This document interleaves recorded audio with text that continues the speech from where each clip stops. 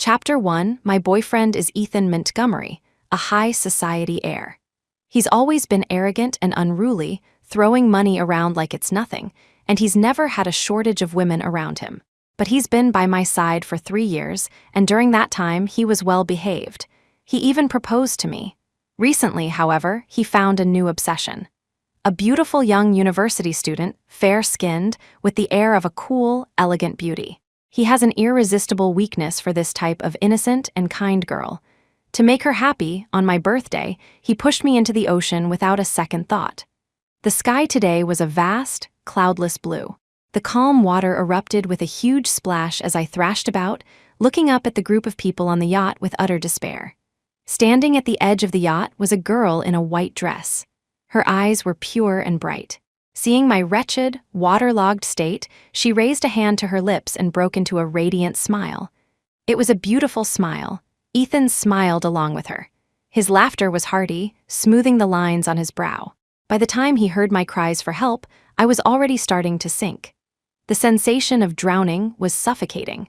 I nearly drowned as a child and have been terrified of water ever since. I was against having my birthday party on a yacht, but I couldn't resist Ethan's persistent pleading and eventually agreed. But when I arrived, I found that besides our usual friends, there was a strange girl. She was stunningly beautiful. Ethan doted on her, pouring her a drink first, cutting her fruit first, and giving her the first slice of cake. His attentiveness was overwhelming, but it was an attentiveness he hadn't shown me in a very long time. I immediately sensed something was wrong, but I never suspected him. Not until he pushed me into the ocean. Then I was sure. Ethan's heart had changed. He watched me slowly sink, leisurely lifting his sunglasses to rest on his head. He squinted at my flailing form in the water and mocked me. "Sienna, you can't actually be a landlubber, can you? Stop the act and get back up here. You've made Crystal laugh, so you can drop the performance now." The laughter was piercing. "Mr. Montgomery, I don't think she can actually swim." One of his friends realized something was wrong and shouted, quickly tossing a lifebuoy in my direction, but my body was already sinking fast. "Save her, Sienna." The scene devolved into chaos. Several people worked together to pull me back onto the yacht, but even after multiple rounds of CPR, I didn't wake up. My body grew colder and colder. Only then did panic set in for Ethan. He rushed me to the hospital and into the emergency room. It took a team of doctors over 2 hours to bring me back. When the doctor announced that my life was no longer in danger, Ethan let out a long sigh of relief. If anything had actually happened, he would have been a murderer.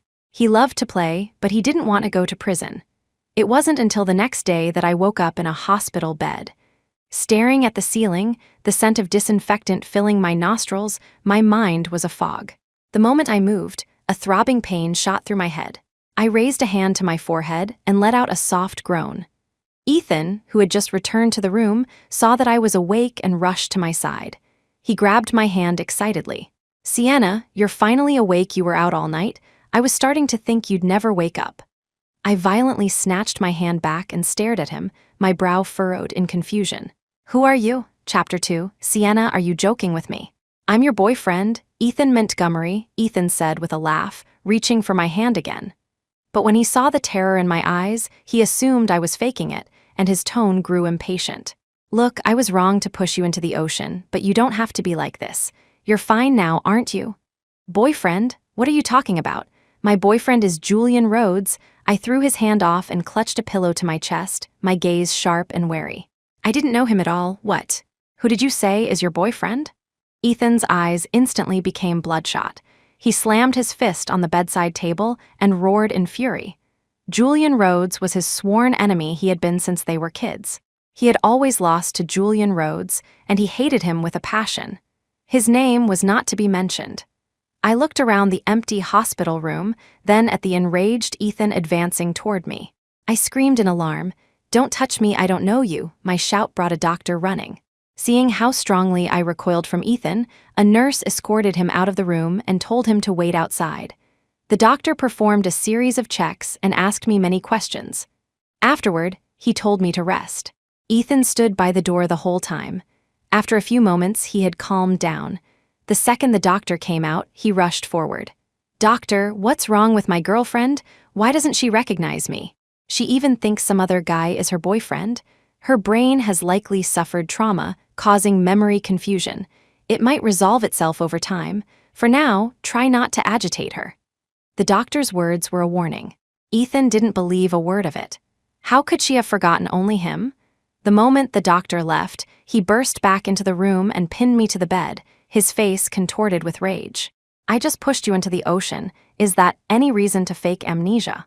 Hearing the commotion, several nurses rushed in and managed to pull him away. "What kind of boyfriend are you? Stop agitating her, do that again, and she might never remember you for the rest of her life," a nurse warned Ethan, glancing through the small window in the door at me cowering on the bed. Ethan scoffed, unfazed.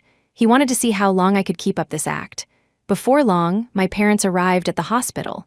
Fearing that his actions would be exposed, Ethan hadn't even told them I was in the hospital. The Montgomery family was indeed powerful in the city, but the Shaw family's influence was not to be underestimated.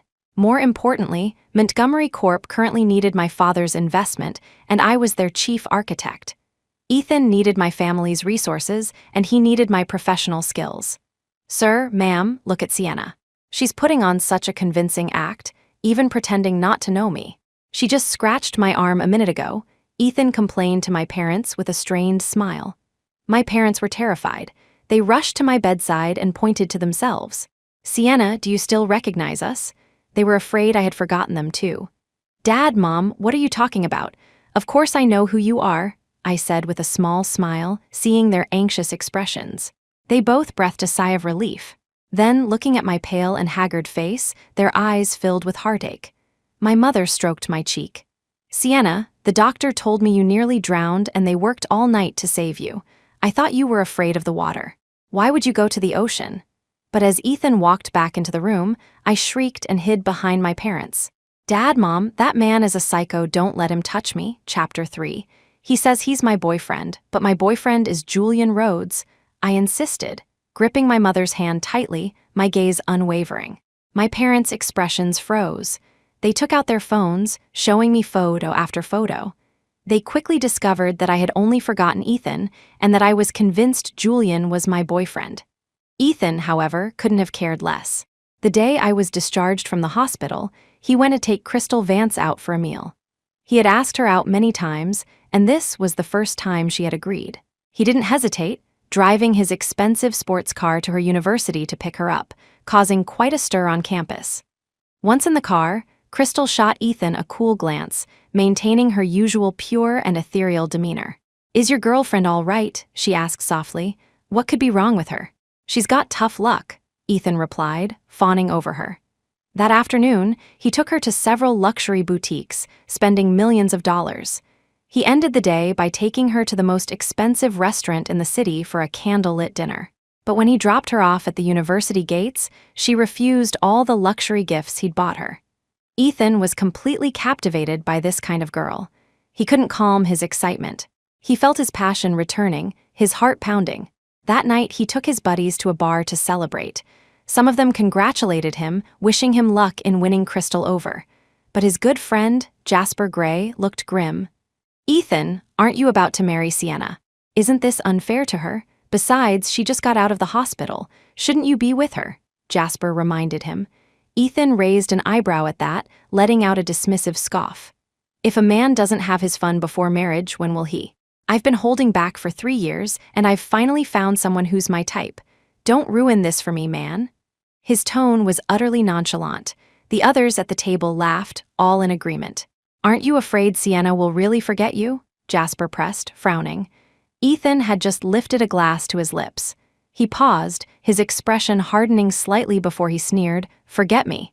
Have you seen the way she used to grovel over me? Would she dare? And so what if she forgets? I've been sick of her trampy act for a long time now." Jasper frantically tried to get his attention, tugging at his sleeve. But Ethan shook him off and finally let out all the words he had been holding back for so long. "That prissy, holier-than-thou act of Sienna's can't even compare to Crystal." Ethan's tone was flippant and full of scorn. Jasper pointed behind him and whispered urgently, "Sienna." Ethan froze mid-sentence. He whipped his head around and saw me standing right behind him. He was so startled he started to stutter. See, Sienna, you were just discharged today, weren't you? What are you doing at a bar? He dropped his glass, stood up, and walked toward me, forcing a strained smile. I swept a cold gaze over him, completely indifferent to his words. Ethan was taken aback by my calm, detached expression.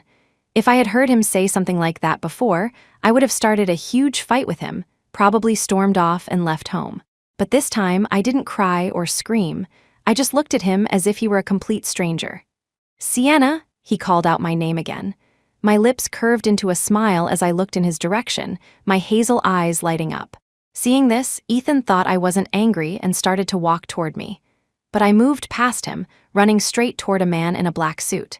I threw my arms around him in a tight hug and shouted with a laugh, "Jules, I've missed you so much." Chapter 4. Julian Rhodes smelled of a light, crisp men's cologne mixed with the scent of alcohol. I wrapped my arms tightly around his lean waist, my eyes traveling past the sexy bob of his Adam's apple to meet his deep, dark gaze. "Jules," I called out, my voice as sweet as honey. The man looked down at me, his pupils constricting as a flicker of hesitation crossed his eyes. "Let go of her." Ethan, seeing us embrace, turned red with rage. He rushed over, pulled me away from Julian, and hurled insults at me. "Sienna, are you a slut? You have a boyfriend and you're still hitting on other men." Startled by his crude and baseless accusation, I shook off his hand and hid behind Julian. "Jules, this man is a psycho. He's been following me for ages. I'm scared." My hand trembled as I clutched the hem of his suit jacket, my voice laced with fear. The word psycho made Ethan completely lose it. In front of the entire bar, he pointed at me and yelled, "Sienna, are you done with this act? So I pushed you into the ocean, so what? You're fine now, aren't you? Is that any reason to fake amnesia? Julian Rhodes is not your boyfriend, I am." The bar patrons erupted in murmurs. After that incident, everyone in the city knew that I had forgot my high society fiancé. Not long ago, Ethan had live-streamed his proposal to me. No one could have predicted this turn of events. "You're lying. Julian Rhodes is my boyfriend." I clung to Julian's jacket, my eyes resolute, showing no hint of doubt or deceit. Julian's gaze flickered with surprise. He turned his head to look at me, his expression unreadable as his dark eyes scanned my face. Seeing us look at each other sent a fresh wave of jealousy through Ethan. He lunged forward to drag me away, but I held onto Julian for dear life, my eyes welling up with tears. "Help me, Jules, I don't want to go with this psycho." Hearing this, Ethan's anger boiled over and he slapped me across the face. A searing pain spread across my cheek. I froze, stunned. "Sienna, there's a limit to your sluttiness." Ethan continued to berate me. My expression turned to ice. With all the strength I could muster, I slapped him back. "You imposter, what right do you have to hit me?" I was furious. It was the first time in my life anyone had ever laid a hand on me. Ethan raised his hand to strike me again, but Julian grabbed my hand, pulled me into his arms, and kicked Ethan to the ground. "What kind of man hits a woman?" he growled, his eyes cold and menacing. With that, Julian took my hand and led me out of the bar. Ethan tried to follow, but Jasper Gray stopped him, pulling him back to the sofa. "Don't stop me, I'm going to teach that adulterer Rhodes a lesson." Ethan was seething, the veins in his neck bulging. He had never been so humiliated, especially not in front of so many people. Before this, he was the untouchable heir of the Montgomery family. "Ethan, that's enough," Jasper said. Ethan whipped his head around to stare at him, scowling. "You're supposed to be my friend. Are you going to side with that bastard Rhodes?"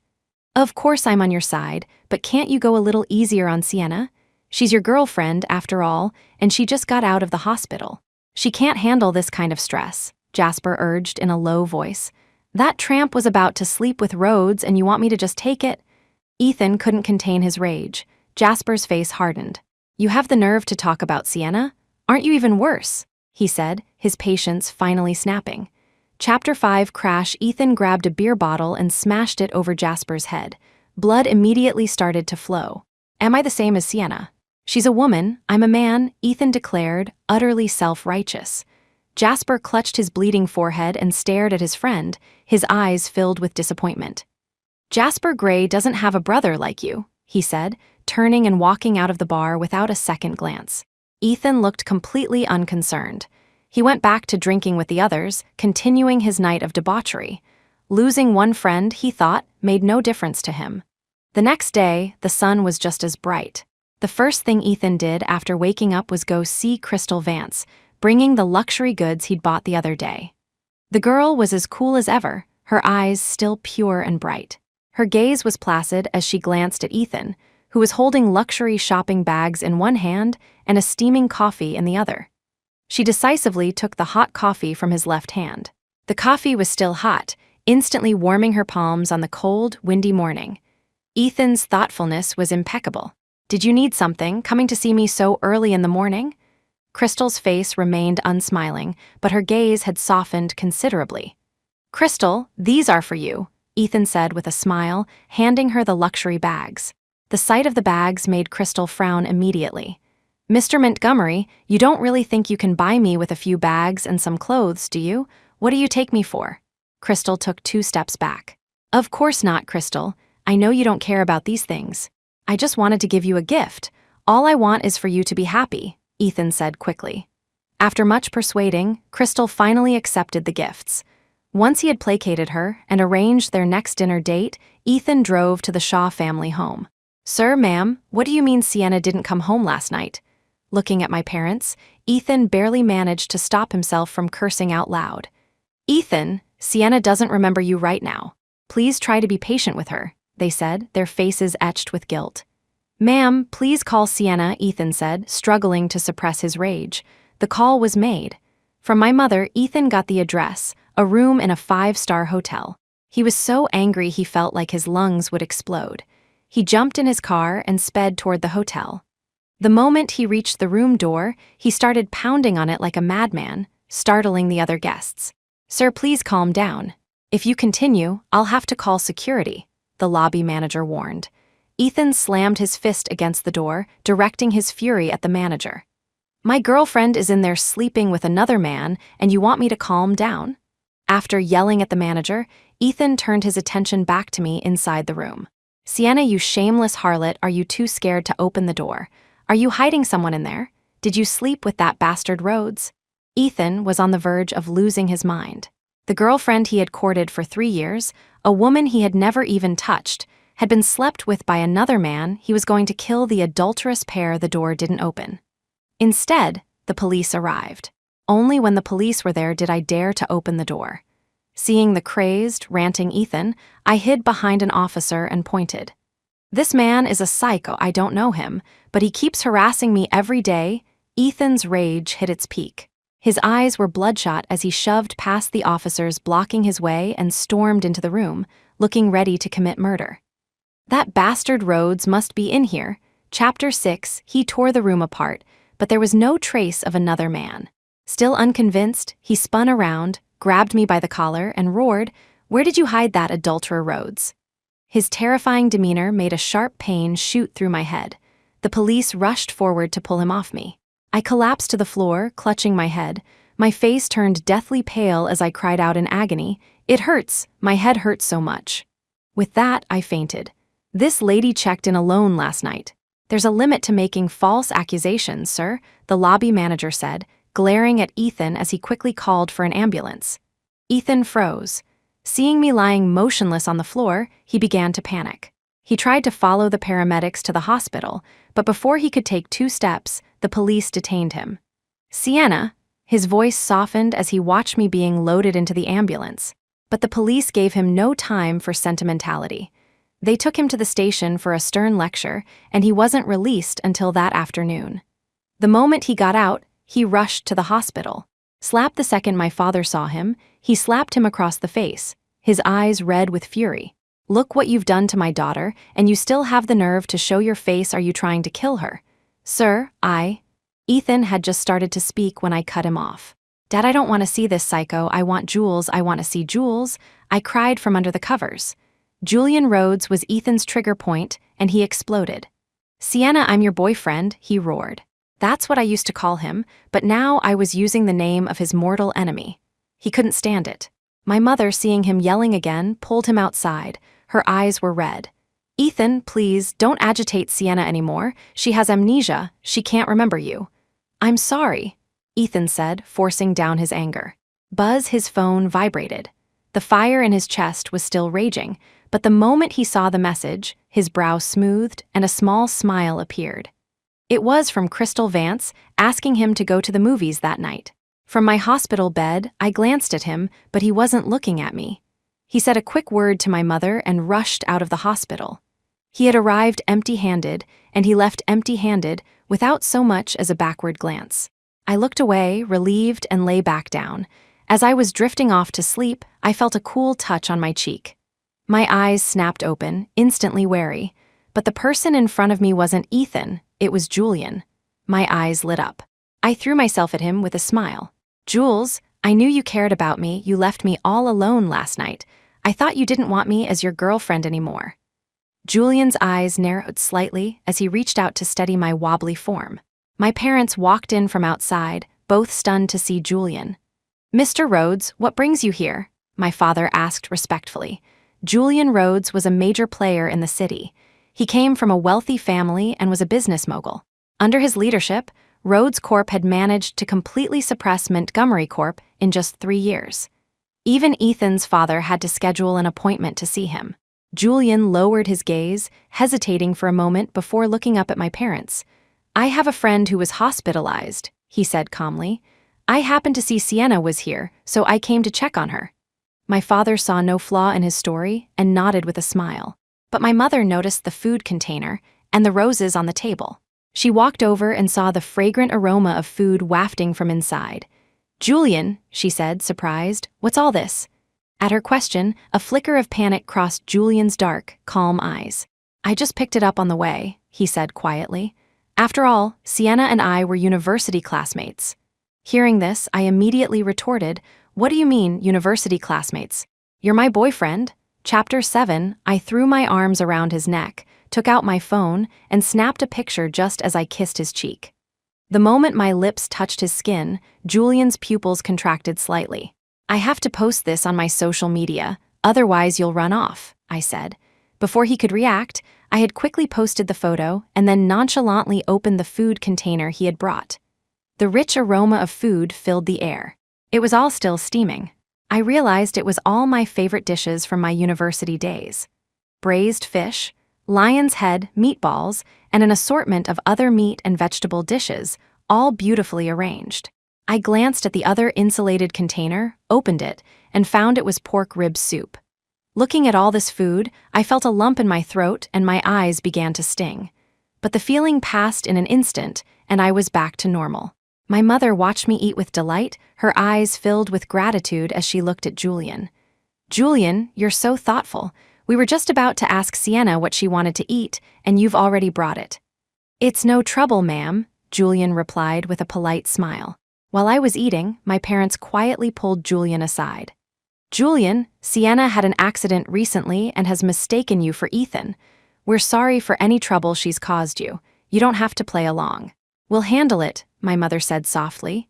"It's no trouble," Julian said without hesitation. However, he didn't stay long. He took a phone call and headed back to his company.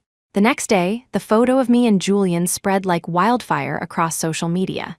Ethan saw it, too. He had just woken up in a hotel room, still savoring the memory of his passionate kiss with Crystal Vance the night before. He felt a slight regret that he hadn't managed to seal the deal, but it only served to prove her innocence and charm. Comparing the two, Crystal was thousands of times better than Sienna, thousands of times more pure and kind. Just as he was thinking this, his phone started vibrating uncontrollably. He picked it up and saw a flood of messages from people telling him to check his social media feed. He tapped on the app, and his eyes widened in disbelief. Crash, he smashed the phone to pieces, clenched his fist, and slammed it against the wall. "Damn it, that fucking slut Sienna," he roared. He was so angry he could barely breathe. But beneath the anger, a sliver of panic and unease began to creep in. By the time he arrived at my family's house, the feeling had spread throughout his entire body. Sienna hadn't just been good to him, she had been the best. He was certain of it, Sienna definitely loved him. Back in university, he'd gotten into a fight with some guys after drinking. He was outnumbered, and to save him, Sienna had shielded him, taking a blow from a heavy stick. The hit was hard. It broke one of her ribs, and she was in the hospital for a long time. But now she had kissed Julian Rhodes.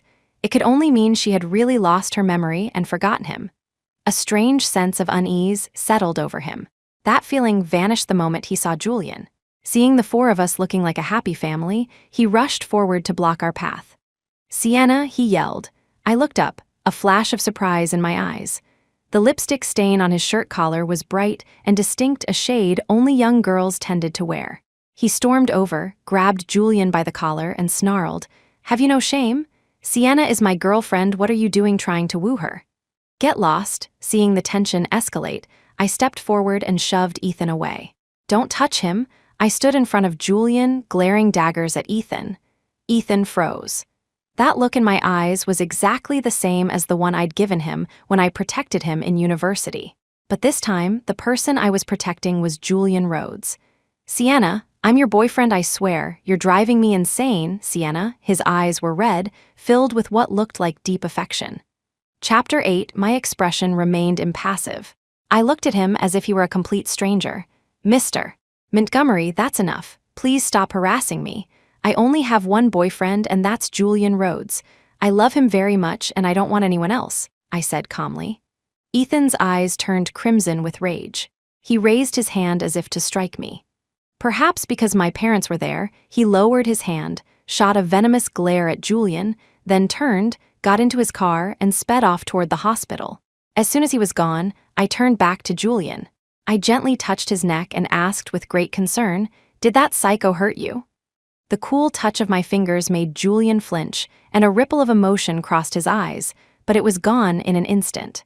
"I have work to do at the office. I should go."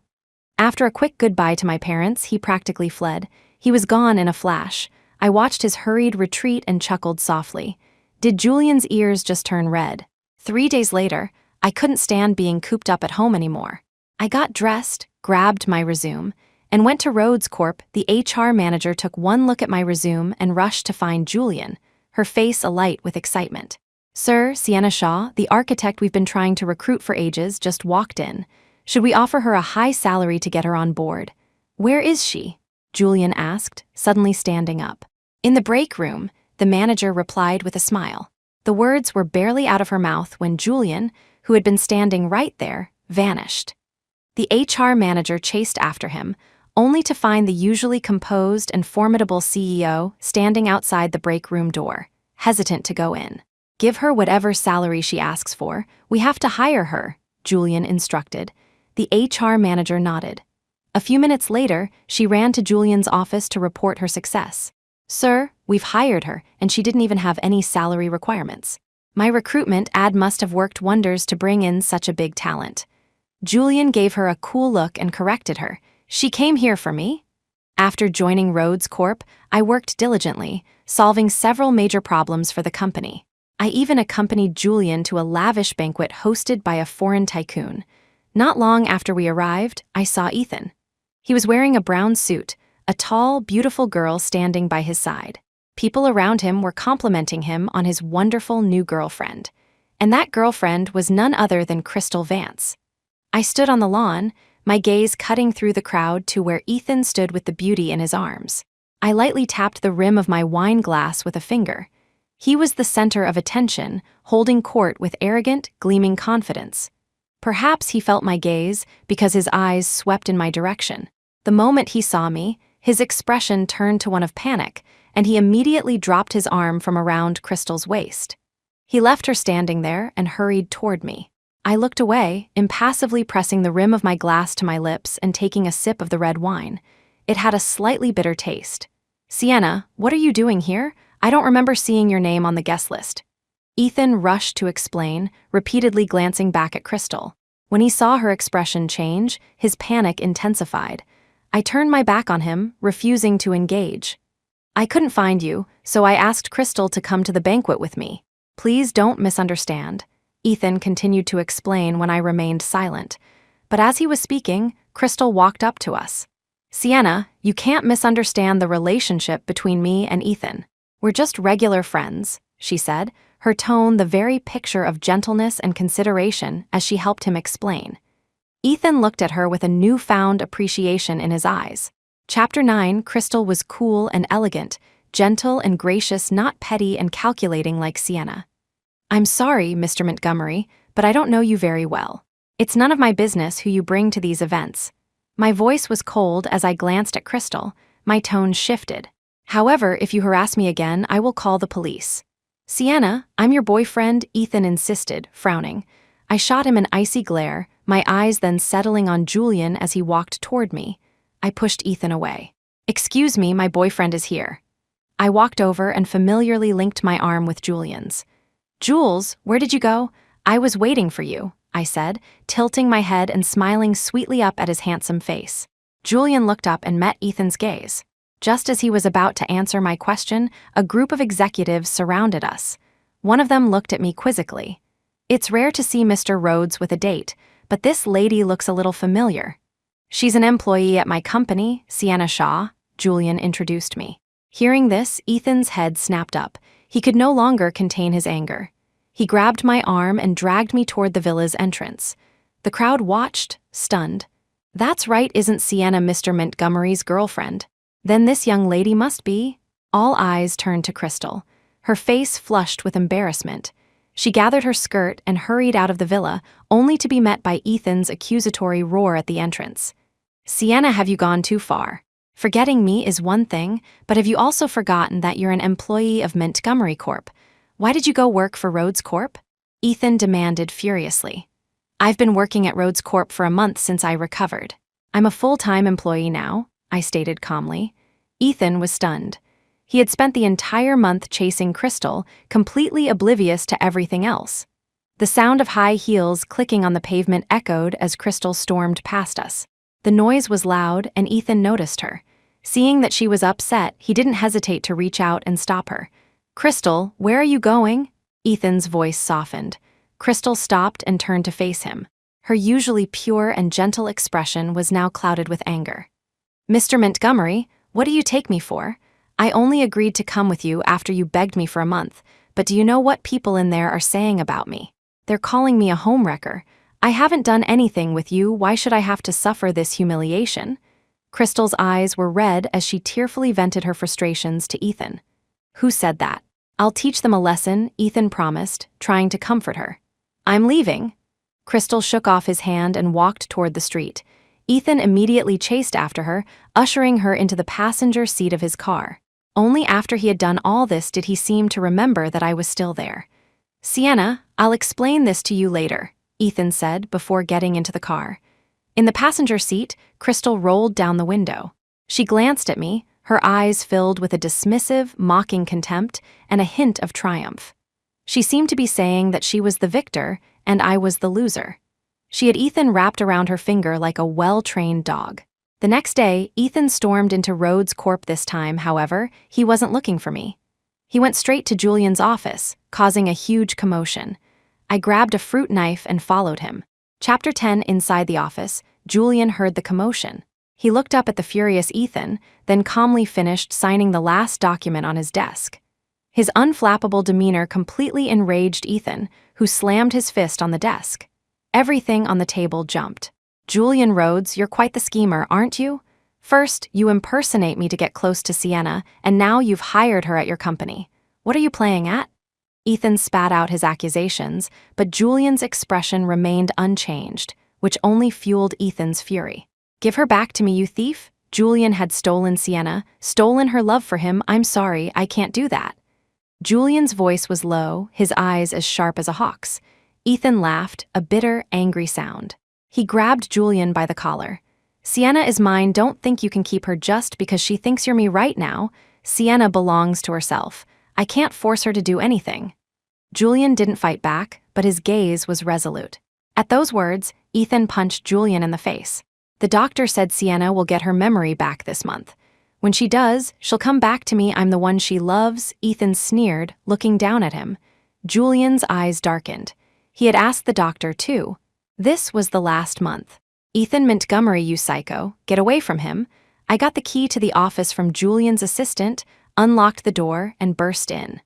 Seeing the blood at the corner of Julian's mouth, I rushed over and shoved Ethan hard. I ran to Julian's side and gently touched his face. Jules, does it hurt? Julian didn't speak. He just stared at me. His eyes held a look of terror, as if he was afraid I would disappear. Sienna, stay out of this. I'm going to teach this shameless bastard a lesson today. Ethan lunged toward Julian again. Furious, I pulled out the fruit knife and pointed it at him. You bastard, you dare touch him again, I snarled, my eyes blazing with anger. Ethan froze. Sienna, you're pointing a knife at me. He looked at me in disbelief, his fists clenched. Why are you protecting him like this? Sienna, you're driving me crazy. I'm your boyfriend. I don't have a boyfriend like you. A dull ache spread through my chest, and my eyes instantly turned red. Convinced I wouldn't actually stab him, Ethan turned, grabbed a chair, and swung it at Julian. Seeing that Julian wasn't moving to dodge, I ran and stood in front of him. But after a few moments, I felt no pain. Julian had blocked the blow. Blood seeped from his arm. I lunged forward and slashed Ethan's arm with the knife, drawing blood from him as well. Will you just get out of here? If you touch him again, I'm calling the police, I threatened. Seeing me take out my phone, Ethan, despite his frustration, had no choice but to leave. But before he went, he added, Sienna, you'll regret this. I stared at him, forcing back my tears. Regret? I wouldn't. As soon as Ethan was gone, I frantically tended to Julian's wounds. Seeing the bruise already forming on his arm, my eyes welled up. I'm so sorry, Jules, I choked out. I didn't know that psycho would show up. Seeing me cry, he panicked and gently wiped away my tears with his hand. I'm fine. It doesn't hurt, he said earnestly. But why didn't you fight back? I remember you have a black belt in Taekwondo. Taking care of a weakling like Ethan should be easy for you, right? I asked, confused. Getting hit a little is nothing. His eyes were fixed on my face, his voice low and hoarse. A greedy person deserves a little punishment. I stared at him, stunned. Chapter 11, after leaving Rhodes Corp., Ethan went straight to Crystal Vance's university. When Crystal saw the gash on Ethan's arm, she hesitated outside the car for a moment, only daring to get in after she was sure he had calmed down. Don't you think Sienna is an idiot? Why did she have to forget me, of all people? And now she has the nerve to point a knife at me. Reliving the scene, Ethan felt a surge of frustration and pounded the steering wheel several times. Hearing his story, Crystal understood what had happened. Maybe Sienna never loved you that much. Who forgets the person they love? As she spoke, Crystal gently placed her hand on his thigh, her eyes filled with sympathy. If it were me, I would never forget the one I love. And I would never hurt them. Ethan was deeply moved. Crystal was young, beautiful, and so innocent. She was truly 1,000 times better than Sienna. He slowly leaned in, and this time, Crystal didn't pull away. She used her body to comfort him. Ethan lost himself in her gentle embrace. After their tryst, Ethan felt revitalized, younger even. He began to lavish money on Crystal. Hearing she was short on clothes, he bought her new outfits, shoes, and bags. He even bought her a villa. I heard people talking about it as I walked onto the campus. My steps faltered, but only for a moment. Today, I was representing Rhodes Corp as a guest lecturer at my alma mater. I had arrived early to familiarize myself with the equipment. I went to the restroom for a moment, and when I returned, I could hear a few girls talking inside the classroom. Crystal, is it true? Did Mr. Montgomery really buy you a villa? Of course it's true. She has more luxury goods than she knows what to do with. Crystal glanced at her fawning roommates, placed her limited edition designer bag on the table, and chuckled. You guys sure are well informed. As they were chatting excitedly, another girl chimed in. But Crystal, I heard that Mr. Montgomery has a fiancé. A fiancé? Just some woman with amnesia. She's no threat. You probably don't know this, but Ethan Montgomery is head over heels in love with me now. If I asked him to die for me, he'd probably do it, Crystal scoffed. The moment she finished speaking, I walked into the room. Crystal jumped to her feet, her face a mask of terror. What are you doing here? She stammered.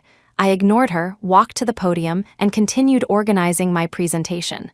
Crystal, do you know this professor? She's our guest lecturer. I heard she's from Rhodes Corp and she's an alumna. She's supposed to be a big shot. One of the girls, seeing her reaction, explained. Crystal's face was ashen. She gripped her bag so tightly her knuckles turned white, not hearing a word her friend said. I delivered my lecture flawlessly. The students began to leave, but Crystal remained in her seat. Once the classroom was empty, she walked toward me, her face full of apprehension. Ethan loves me. Don't you dare try to break us up, Crystal said coldly. My hand, resting on the mouse, froze. I stood up straight and looked at the young and beautiful Crystal, letting out a small laugh. Miss Vance, a clear conscience fears no accusations. Buzz, I'm at the school gate. It was a message from Julian. He had been incredibly clingy lately. Before, he wouldn't contact me unless I contacted him first. Now it was like he wanted to be glued to my side. I paid Crystal no more attention, grabbed my bag, and hurried out. When I saw the familiar car, I ran toward it with a smile, waving at the person inside. Jules, he took me to a high-end restaurant, and after dinner, we went to an amusement park. It was lively and fun, and I was having a great time. But suddenly, Julian's expression grew serious. He turned to look at me, hesitated for a long time, his eyes dark and dull. His voice was so low I almost couldn't hear him. Sienna, have you ever considered that I'm not your boyfriend? Chapter 12. I froze, my lips slightly parted. Before I could speak, Julian cut me off. I saw a really nice necklace when I was at the mall, so I bought it for you. He didn't wait for my answer, simply taking it out of the box and carefully fastening it around my neck. His movements were slow and deliberate, as if he were afraid I would refuse. I had seen him in action at the company, decisive and commanding. He rarely smiled. Seeing him so cautious now was a little unsettling. But he seemed to do a lot of things on the way. He had come to the hospital on the way, bought me food and flowers on the way, and now he had bought me a necklace on the way. It's beautiful. I love it, I said, touching the necklace and smiling at him. Seeing that he still looked grave, I pulled him down to sit on a bench. The moment we sat, he took my hand in his dark eyes fixed on me. Have you ever thought that what I said might be true? He whispered. My smile faltered. I looked up at the darkening sky, my own expression growing dim. Jules, I know what I'm doing. Don't worry, I said after a moment, patting the back of his hand reassuringly. I have a request, Julian said seriously. Go on. Can you promise not to throw the necklace away? No matter what you remember, please don't throw it away. There was a pleading note in his voice. Why would I throw away something so beautiful? I clutched the necklace protectively and smiled at his worried face. I'll wear it when I eat, when I sleep, when I shower. I'll wear it everywhere. Hearing this, Julian's expression brightened a little. Come on, let's take a picture. I linked my arm with his, and we took a lot of photos together. I picked a few of the best ones and posted them to my social media feed. That night, Ethan showed up at my door. It wasn't about the photos, it was about Crystal. Sienna, how can you be so vicious? You actually went to Crystal's university just to humiliate her, so you almost drowned once. Did it damage your brain, too? Forgetting me is one thing, but Crystal is such an innocent girl. Why would you bully her? She's usually so strong, but because of you, she's been crying all night. Ethan's face was contorted with a rage more intense than I had ever seen. I bullied her, I said, frowning. She cried, Ethan spat, looking at me with disgust. I lowered my head, a bitter laugh escaping my lips. I took a deep breath. Mr. Montgomery, you keep insisting that you're my boyfriend, that you're my lover, but your actions don't make me feel that way. Ethan was stunned. You're the one who started flirting with Julian Rhodes first, he shot back, finding an excuse. Exactly. So from now on, I'm going to be with Julian Rhodes. I'm going to marry him and spend the rest of my life with him. So please go be with your precious Crystal and leave me alone, I pleaded. Hearing this, Ethan panicked. I forbid it. I love you, Sienna. You can't marry Julian Rhodes. His eyes were bloodshot as he gripped my hand tightly. Love. Do you even know what you're saying? I let out a cold laugh, my eyes welling up. I pointed to my heart. I feel nothing for you in here. Seeing you just makes me sick. You have amnesia you'll remember eventually. Ethan couldn't stand my cold, disgusted gaze. Amnesia? I couldn't help but laugh. I threw him out and slammed the door. The moment it was closed, my eyes filled with tears that I couldn't seem to wipe away. Chapter 13. Sienna, don't do something you'll regret, Ethan shouted from outside the door. I didn't answer. He didn't stay long. He returned to his villa, and the moment he walked in, he kicked over a table in a fit of rage. The loud crash startled Crystal, who was in another room doing a face mask. She rushed out to find Ethan sitting on the sofa, radiating frustration. What's wrong? She asked cautiously. Sienna said she's going to marry Julian Rhodes, but she's supposed to marry me. Do you think she'll ever remember me? The memory of Sienna's disgusted look sent a pang of pain through Ethan's heart. Sienna had never looked at him like that before. Crystal frowned at his words, but she forced herself to sound reassuring. Of course she will. Didn't the doctor say she would? But from what I've heard, she seems quite happy with that Julian Rhodes. One of my classmates saw them at the amusement park, acting just like a real couple. At that, Ethan suddenly remembered the photos Sienna had just posted. He took out his phone and scrolled through her feed. Every single post was about Julian, filled with pictures of the two of them, smiling happily, looking exactly like a real couple. Ethan's hands began to tremble. He had been so focused on pursuing Crystal that he had no idea things between Sienna and Julian had progressed this far. When he and Sienna had first gotten together, she had been the same way, taking pictures with him and posting them every day. She would call him constantly, and if she wasn't calling, she was texting. But now, his phone had been silent for a long time.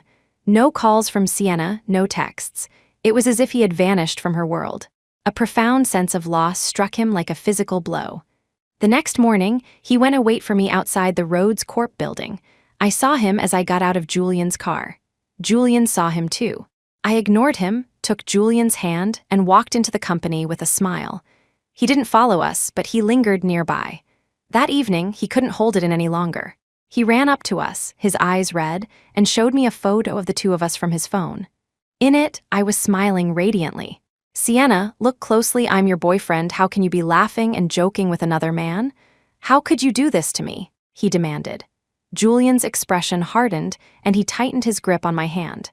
Ethan scrolled through picture after picture of our past, trying to jog my memory, but I just watched him with a cold, detached expression. I'm sorry, Mr. Montgomery, but even if you Photoshop us together, it doesn't make us a couple.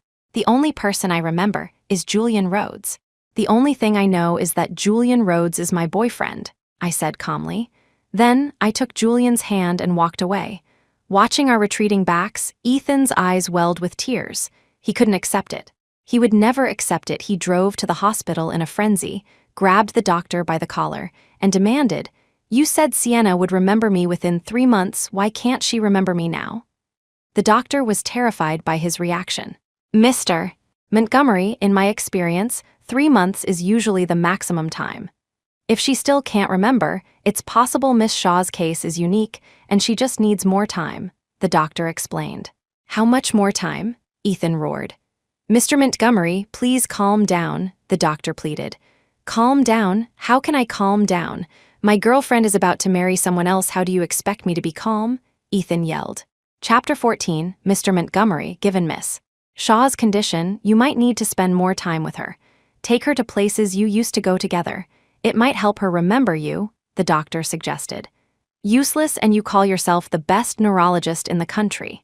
If Sienna doesn't remember me, you can kiss that reputation goodbye. Ethan shoved the doctor aside, spat a final curse, and stormed out. But before he could put any plan into action, his father found him at the villa he shared with Crystal. Ethan was in the middle of drinking away his sorrows, with Crystal in his arms. The sight of his father made him jump to his feet. Dad, how did you? He stammered. Frederick Montgomery slapped his son so hard it silenced him. So this is why Sienna resigned and went to Rhodes Corp, because you found another woman you disgrace. Are you trying to kill me? Do you have any idea how important Sienna is to our company? Frederick was shaking with rage. Dad, it's not my fault.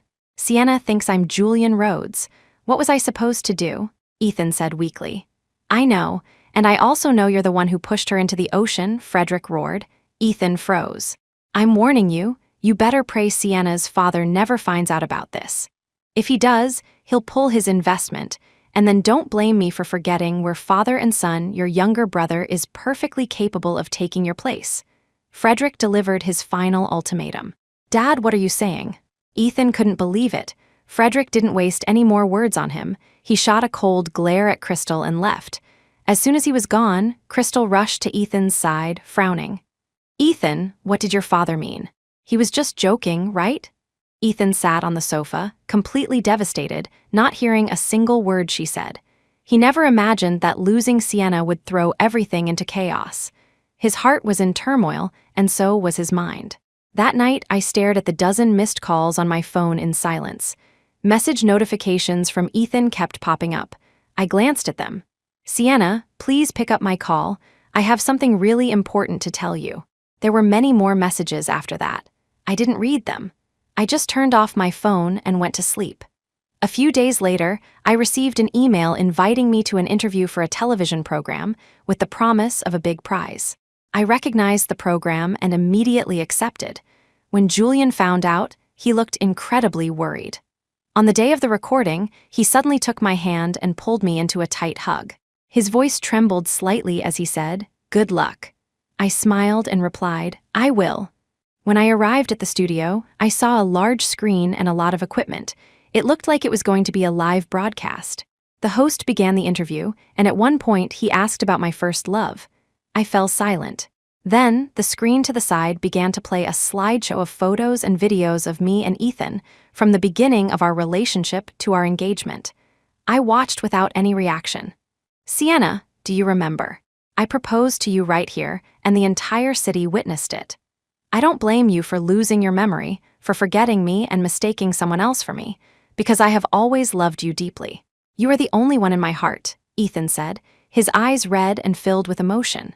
"In university, I brought you an umbrella when it rained, I brought you food, I took you out.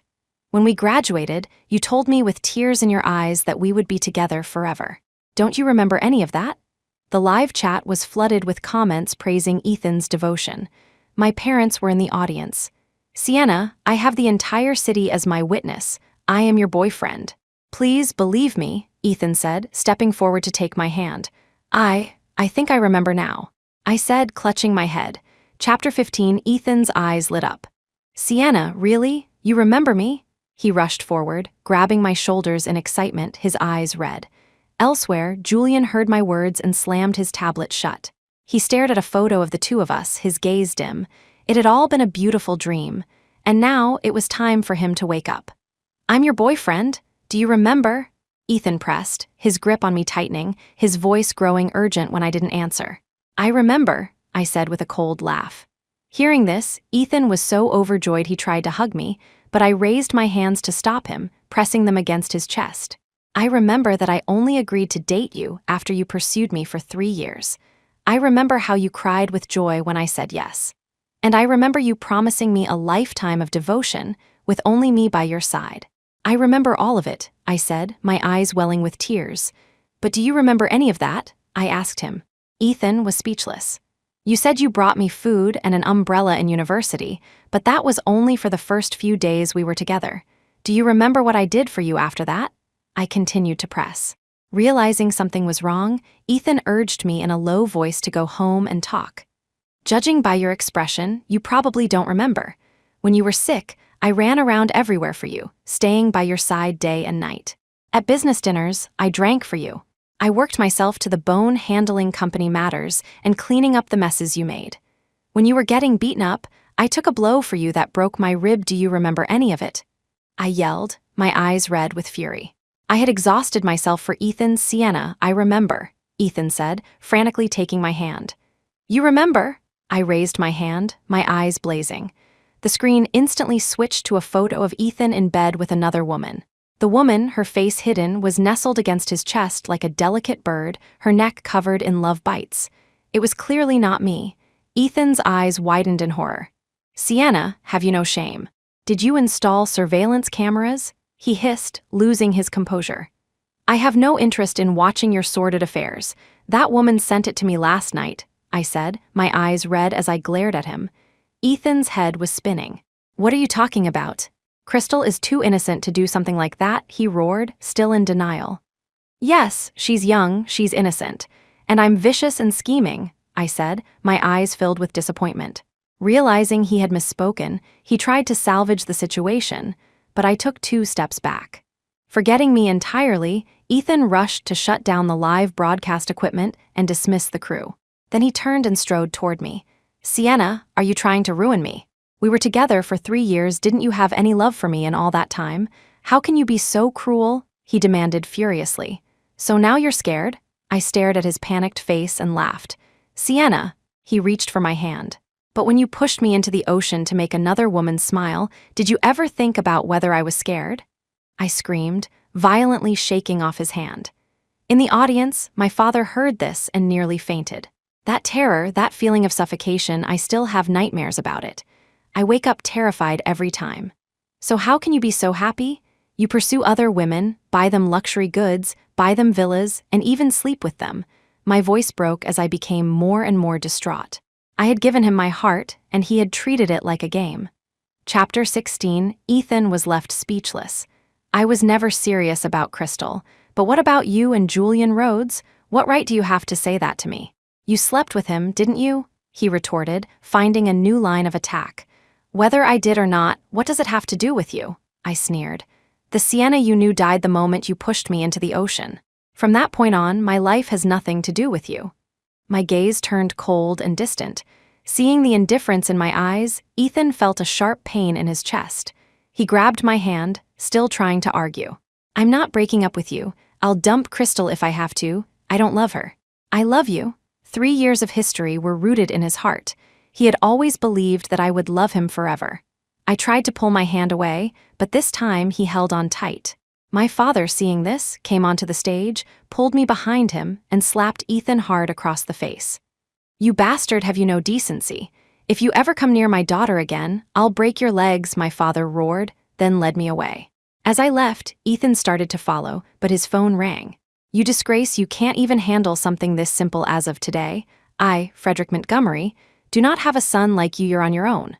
Frederick yelled into the phone and hung up before Ethan could say a word. It was like a bucket of ice water had been dumped over him, chilling him to the bone. He had lost Sienna, and now his father had disowned him. He staggered back to the villa, only to find Crystal packing her bags. He tried to stop her. What are you doing? Where are you going? He asked, frowning. I'm not the one leaving. You are. This is my house. Crystal's usual gentle demeanor was gone, replaced by a cold mask as she shook off his hand. Ethan looked down and realized she was packing his clothes.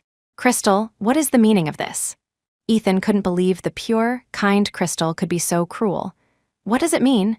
You've ruined my reputation and gotten me expelled from university, and you're asking me what this means. You're broke now anyway, so there's no need for me to pretend anymore. Get out of my house, right now. Crystal pointed to the door, her face a cold mask. Ethan was stunned. Crystal, you said you loved me, he said, still in disbelief. Love? How much is love worth? Sienna loved you, and you still pushed her into the ocean. I heard she's afraid of water and can't even swim. It's a miracle she survived. But I'm not as stupid as she is, Crystal sneered. Looking at the ferocious woman before him, Ethan couldn't believe she was the same Crystal he knew. You tricked me, he realized, grabbing her by the throat in a rage. Just as Crystal was about to suffocate, another man burst in and shoved Ethan away. Don't touch Crystal, he yelled. Ethan stared at the intimate pair, and his world crumbled. He recognized the man. He was the son of a real estate tycoon and a friend of his younger brother. He never imagined that Crystal had already secured a backup plan. Damn it, I'll kill you both. The series of blows had completely broken Ethan. He lunged at the man, his eyes red, but the next second he was pinned to the ground. The man had brought bodyguards. They beat Ethan up and threw him out of the villa. His brother even sent him a taunting text, saying that he would reclaim all the gifts Ethan had given Crystal, including the villa, and that he would be taking his place in the company. Ethan was on the verge of a complete breakdown. He needed a place to stay. He called all of his friends, but no one answered. Not even Jasper Gray. Ethan Montgomery had lost everything. Chapter 17, his eyes turned red. He was truly homeless. No friends, no brothers, no lover. Ethan suddenly remembered a time right after university graduation. He had gotten into trouble, putting someone in the hospital, and his father had kicked him out. It was Sienna who had helped him, who had guided him through that difficult time. Back then, a single call or text from him, and Sienna would have rushed to his side without hesitation. Sienna, Ethan had been sitting outside my house for hours. When I finally came out, he scrambled to his feet and called my name. I stopped and stared at the pathetic figure before me. He had been beaten black and blue, the light in his eyes was gone, and his clothes were caked with dirt. Mr. Montgomery, can I help you? I asked, my face devoid of expression. Hearing me call him Mr. Montgomery, Ethan's eyes welled with tears. He knew there was no going back. Sienna, if only you hadn't lost your memory. We would have been married by now. Ethan choked out. I let out a cold laugh. He made it sound so simple. I remembered you the whole time, but from the moment I woke up in the hospital until today, you never showed an ounce of remorse. Ethan, you've broken my heart into a million pieces. Now, the only thing I feel when I see you is disgust. People who betray true love deserve to swallow 1,000 needles, I said icily. Ethan swayed on his feet. Sienna, why? Why did you pretend to have amnesia to trick me? And why did you choose Julian Rhodes? Ethan broke down, his eyes red. The moment you pushed me, I was done with you. I wanted you to feel the pain I felt, I said, my own eyes turning red, filled with nothing but hatred for him. In that emergency room, all I could hear were the sounds of medical equipment, and all I could feel was helplessness and rage. The sound of Ethan and Crystal's laughter echoed in my mind. Torn between life and death, I chose to live. From the first moment I opened my eyes in that hospital bed and saw him, I knew he had no regrets. I hated him. I knew he was proud and arrogant, and that his one consistent failure was Julian Rhodes. He couldn't stand the mention of his name. At first, I didn't expect Julian to play along, but I took one step toward him, and he ran the rest of the way to me. I knew I was using him, and that it wasn't fair. So I went to work at his company, solved problems for him, and did everything I could to make him happy. But after the television interview, he stopped responding to my messages.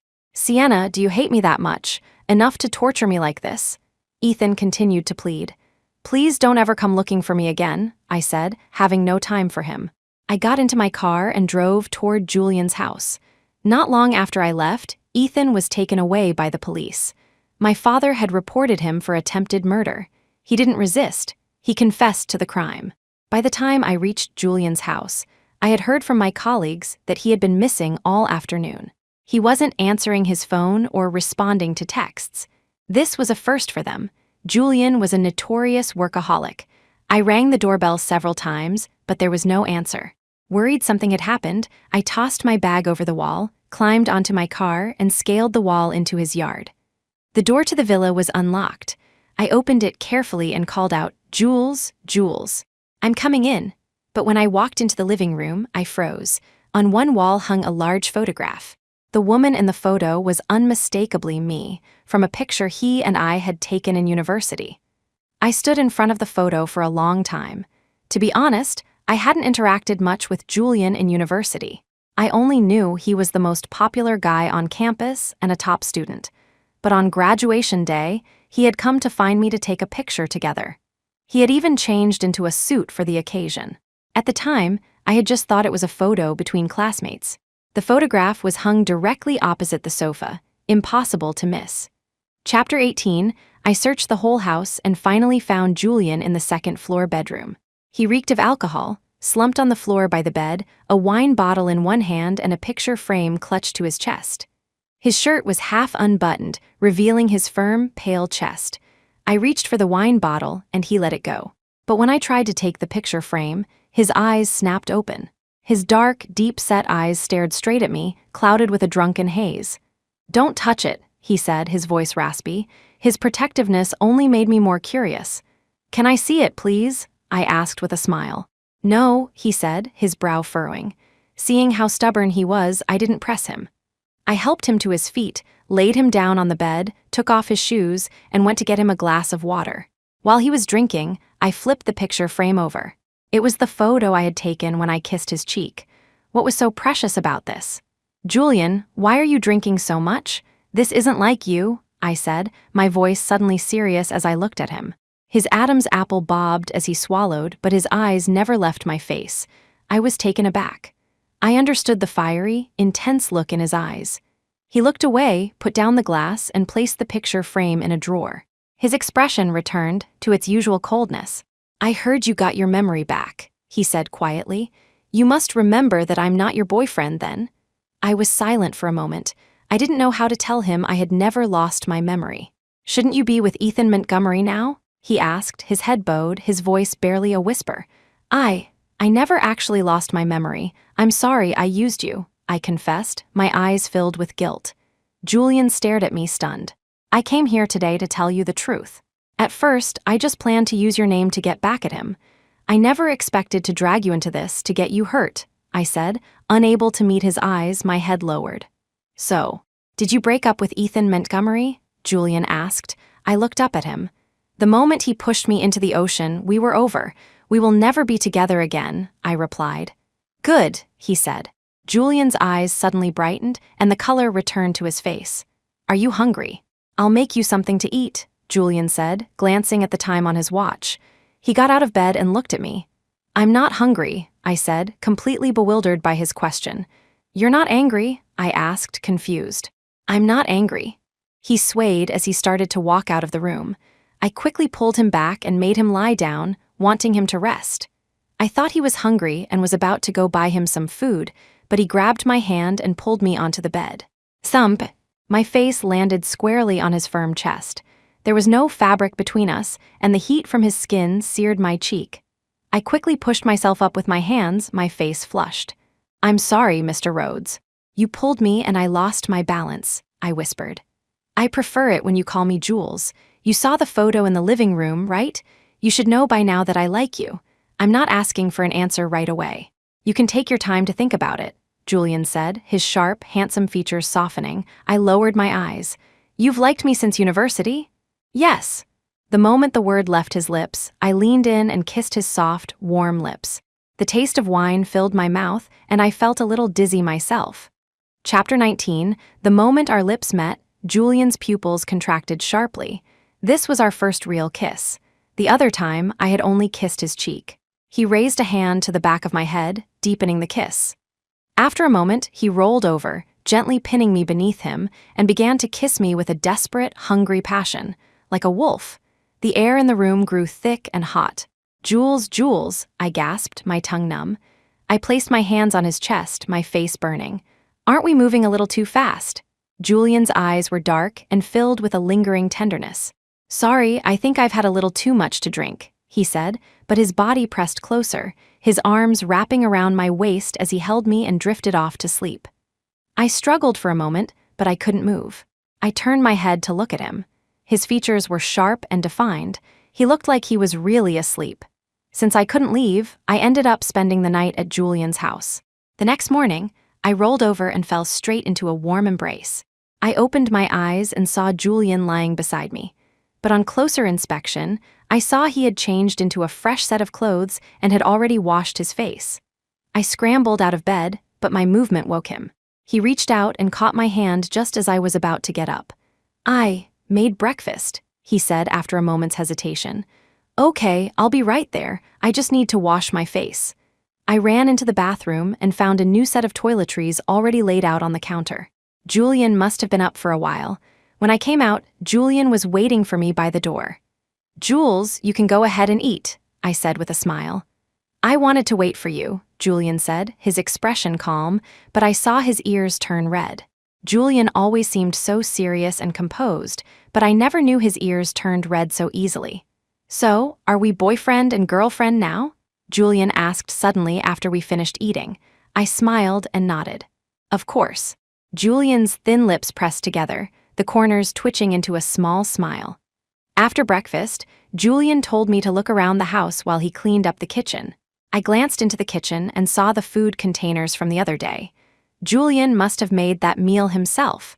I walked into the living room and took in the decor. It was all cool tones, and it seemed like Julian lived here alone. On the living room table were some note cards. They looked familiar. I picked one up and my expression froze. I slipped one of the cards into my bag. Jules, something's come up. I have to go, I called out to the kitchen. But just as my hand touched the doorknob, Julian was right behind me. He pressed me against the door and gave me a long kiss. Come back soon, he said, his eyes fixed on mine. I left the villa in a daze, my head still spinning. When I got home, my father told me that Ethan had been arrested. I was silent for a moment, then nodded and went upstairs. I pulled out a large box and took out a pile of gifts from inside. I had only ever opened one of them. I had assumed they were delivered to the wrong address and had been waiting for someone to claim them. But now, I took out the note card from the box and compared it to the one I had taken from Julian's house. The handwriting was identical. Since university, Julian had sent me a gift for every one of my birthdays. The card always had the same simple message, "Happy birthday." except for the year I got together with Ethan. That year, the card had an extra line, "I hope you'll be happy." The gifts were all expensive and thoughtful. High heels, dresses, a crystal music box.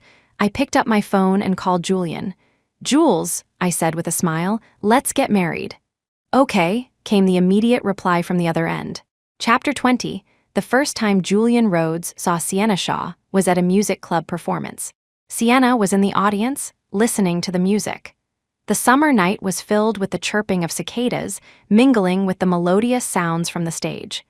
Sienna stood there, waving two glow sticks with wild enthusiasm. She had long hair, wore a blue t-shirt and jeans, and her skin was fair. Her eyes were bright and beautiful, and she radiated a vibrant, sunny energy. Julian was captivated in an instant. He was standing right behind her. In her excitement, Sienna took a step back and stumbled right into his arms. "Oh, sorry, I got a little too excited," she said, flashing him a smile. It was a brilliant, sweet smile. Julian was completely lost. After that, he searched for her, wanting to ask her name. But just as he found her, his family took him abroad. He had to take a 2-year leave of absence from school. By the time he returned, Sienna was with Ethan Montgomery. He heard that she had even been hospitalized because of him. Hearing this drove him mad. He went alone to find the group of guys who had hurt Sienna and beat them until they begged for mercy and agreed to apologize to her. Only then did he stop. He sent her a gift every year on her birthday, but he never let her see him. Until this year, when he saw that Ethan had proposed to Sienna. He had lost all hope and was ready to let go. He stayed home and drank all night. The necklace he had prepared for her birthday, this year remained unsent.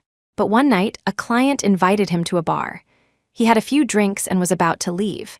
But then, Sienna appeared before him like an angel. She ran toward him with a smile, threw her arms around him, and called him Jules with such intimacy. He was stunned for a long time, convinced he was dreaming. He didn't dare to touch her, afraid that if he did, the dream would shatter.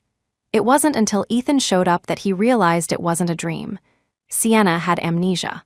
She had mistaken him for Ethan, for her boyfriend. He thought it was his chance, but he hesitated. He knew how much Sienna loved Ethan. He knew he would have to leave eventually. But when he heard she was in the hospital, he couldn't stop himself from going to see her. Sienna looked so frail, her old energy gone, the light in her eyes dimmed. Julian's heart ached for her.